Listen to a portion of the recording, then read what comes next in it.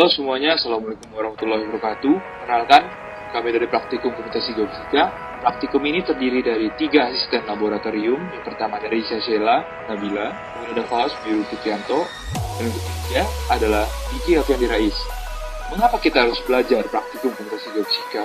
Praktikum Komunikasi Geofisika adalah praktikum yang mempelajari tentang cara untuk menemukan pecahan masalah dari data input dengan menggunakan suatu algoritma. Apa sih yang sebenarnya dipelajari praktikum? Nah, di dalam praktikum ini mempelajari tentang dasar-dasar dalam pembuatan pemodelan yang akan digunakan dalam dunia geofisika. Yang sebelumnya kita kenal dengan modeling menggunakan software yang sudah disediakan, tapi kita mempelajari dasar-dasarnya yang berdasarkan metode numerik yang berdasarkan data-data yang kita dapat. Ada beberapa software yang akan kita gunakan. Yang pertama adalah MATLAB dan juga Python. Sedikit penjelasan tentang MATLAB. MATLAB merupakan bahasa pemrograman level tinggi yang dikhususkan untuk kebutuhan komputasi teknik, visualisasi dan pemrograman seperti komputasi matematik, analisis data, pengembangan algoritma, simulasi dan pemodelan, dan grafik-grafik perhitungan. Bagaimana cara kita menentukan algoritma tersebut? Cara menentukan algoritmanya itu yang pertama adalah menentukan targetnya berupa hasil yang diinginkan.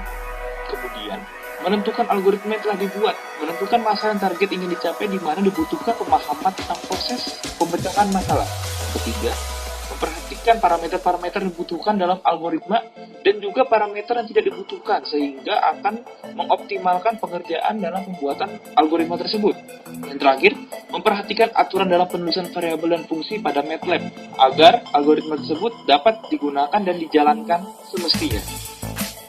Berikut contoh dalam penulisan skrip-skrip pada MATLAB. Kita dapat lihat dari skrip tersebut merupakan data yang berbentuk matriks, sehingga dapat dijelaskan bahwa pemodelan-pemodelan yang ada pada dalam geofisika merupakan gabungan-gabungan dari matriks-matriks data. Di situ ada beberapa bentuk yang kita dapat lihat, ada bentuk A, 1, zeros, magic, dan sebelah kanannya adalah hasilnya. Kemudian ada Python.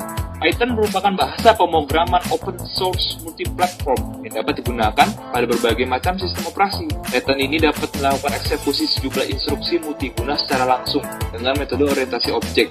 Berikut merupakan contoh penulisan skrip pada Python. Yang dinilai perbedaan antara MATLAB dan Python adalah kemudahan dalam memakainya, walaupun pada saat penggunaan memang tergantung dari selera masing-masing pengguna tersebut. Terima kasih atas perhatiannya. Selamat bergabung di Geofisika. Dan jangan lupa selalu mengikuti prosedur-prosedur yang ada di teknik geofisika. Jangan lupa berkembang dan juga sampai jumpa.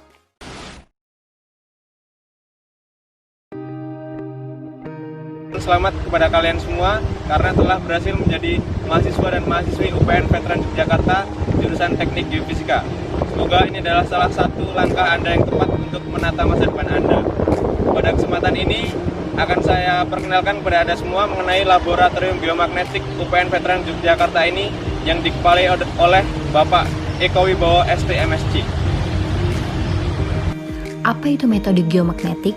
Metode geomagnetik merupakan salah satu metode geofisika yang digunakan untuk menyelidiki kondisi permukaan bumi dengan memanfaatkan sifat kemagnetan batuan yang diidentifikasikan oleh kerentanan magnet batuan.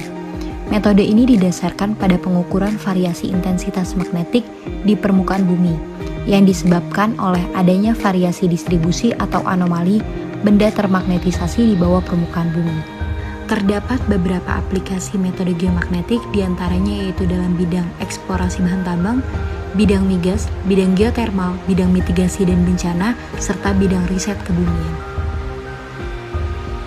Instrumentasi geofisika metode geomagnetik adalah suatu alat pengukuran metode geofisika untuk mengukur kuat medan magnet bumi. Nah, jadi di hadapan saya ini sudah ada satu alat pengukuran yaitu EPM atau Total Resonance Meter. Untuk bagiannya ini terdapat 3 bagian. Yang pertama ini ada sensor magnetik, ada main unit, dan juga ada batang untuk sensor. Nah, selanjutnya kita akan memasang sensor. Pertama, kita harus menyambungkan batang sensor ini. Terus selanjutnya kita akan memasang sensor ini pada batang. Masukkan bagian ini kepada main unit. Turn, save. Lalu kita masukkan nilai sebesar 450. Oke, enter. Auto. Time. Shift. 227 hari. Lalu selanjutnya waktunya itu 10. Jam 10, 42 menit. Nah, untuk waktunya kita sesuaikan dengan pengukuran yang akan kita lakukan. Nah, selanjutnya kita hanya tinggal menekan tombol read. Nah, maka beberapa saat akan keluar nilai medan magnet bumi di titik lokasi pengukuran. Nah, sebesar 44.617 watt.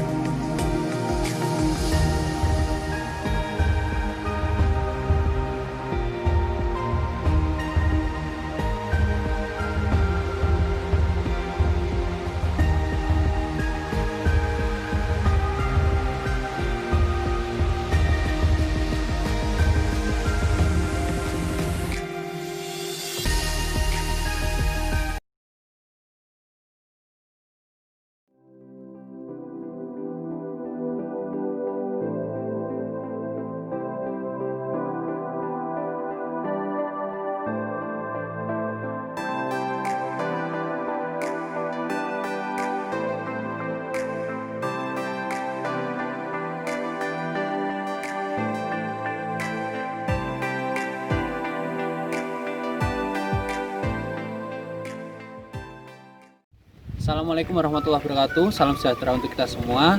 Perkenalkan, saya Gilang Abdul Hidayat dari tim asisten perpetaan topografi jurusan Teknik Geofisika UPN Veteran Jakarta.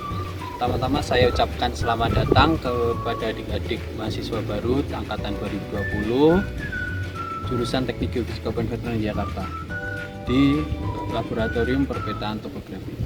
Oke, setelah tadi teman-teman udah perhatikan tentang pengenalan dasar tentang lab, perpetaan topografi dan teorinya, untuk kesempatan kali ini saya akan membahas tentang bagian-bagian dan alat-alat apa saja yang kiranya nanti kita pergunakan di saat kegiatan praktikum di lapangan.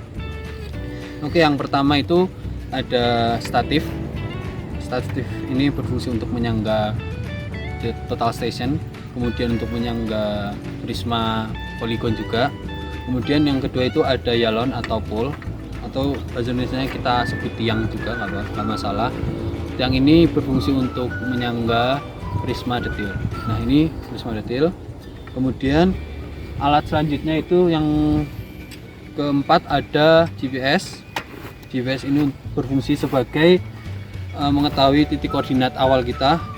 Yang kelima ada kompas. Kompas ini berfungsi sebagai pengaturan arah utara dari total station sendiri. Nah, untuk selanjutnya itu yang keenam itu kita gunakan total station. Total station ini sendiri nanti kegunaannya itu sebagai alat utama untuk pengambilan data perpetaan topografi. Nanti data yang kita peroleh itu ada horizontal azimut, ada vertical azimut, dan slope distance. Oke, sekarang kita akan peragakan tentang penggunaan atau pemasangan dari total station sendiri. Jadi untuk teman-teman harus perhatikan bahwa setiap alat di jurusan kita bahwa memiliki standar operasional prosedurnya masing-masing. Dimana karena alat ini memiliki sensor halus yang sangat riskan untuk rusak gitu. Jadi kita harus benar-benar hati-hati untuk melakukan pengukuran, baik itu di awal pemasangan alat hingga nanti kita kembalikan alat ke dalam boxnya. Jadi ini untuk isi boxnya sendiri itu ada unitnya, total station, dan yang kedua ada baterainya. Jadi untuk total station yang kita gunakan sekarang ini adalah total station jenis DTM 322, bahwa nanti di jurusan itu ada dua jenis, ada yang seri DTM 322 sama yang DTM 352. Oke, ini untuk prosedurnya teman-teman harus perhatikan juga, karena ini sebetulnya alat yang bisa dibilang mahal tapi murah tapi mahal, karena di jurusan sendiri alat geofisika di lab geofisika sendiri yang paling murah ini TS atau total station.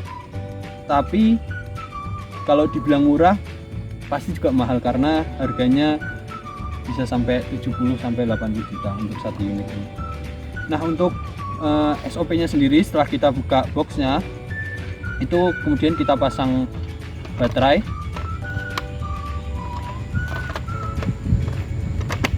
Pasang baterai sudah. Kemudian untuk cara memegangnya itu kita menggunakan dua tangan, yang satu di bawah dari alat dan yang satu di atas. Kita angkat perlahan, dan yang selanjutnya itu kita pangkukan di atas paha. Kemudian baru kita tutup kembali box. Nah, box ini harus kondisi tertutup secara terus karena kita tidak mau ada kotoran yang masuk atau bahkan binatang-binatang serangga yang masuk. Selanjutnya kita angkat perlahan, kita masukkan ke statif. Nah, itu nanti di bawah dari statif itu ada kait pengunci, kita posisikan dengan si TS sendiri. Di TS, di bagian bawah TS ini ada lubang, dan nanti kita masukkan pengaitnya itu. Nah, dalam posisi ini nanti total station sudah bisa dipersiapkan untuk melakukan pengukuran. Tentunya nanti ada beberapa setting yang harus kita lakukan, tapi untuk pengenalan alat-alat di sini mungkin cukup itu saja. Mungkin ini ya, ada beberapa yang terlupa, itu penggunaan kompas di sini. Kompas di sini digunakan untuk mengetahui arah utara atau menentukan arah utara dari si total station sendiri. Jadi posisinya nanti si total station ini harus mengarah ke utara terlebih dahulu sebelum kita melakukan setting measurement atau melakukan penyetingan sebelum melakukan pengukuran. Kita paskan, ini ada tanda plus di sini. Kita tempelkan kompas di tanda plus dan mencari 0 derajat atau arah utara. Nah, ini adalah posisi awal, nanti total station harus dipersiapkan sebelum kita melakukan pengukuran. Nah, untuk GPS sendiri itu digunakannya cukup di awal, itu saat penyetingan alat sebelum kita melakukan pengukuran. Ketika nanti kita setting itu ada settingan untuk input station atau input di mana TS ini berdiri. Nah, di situ kita bisa masukkan total koordinat dari GPS itu sendiri.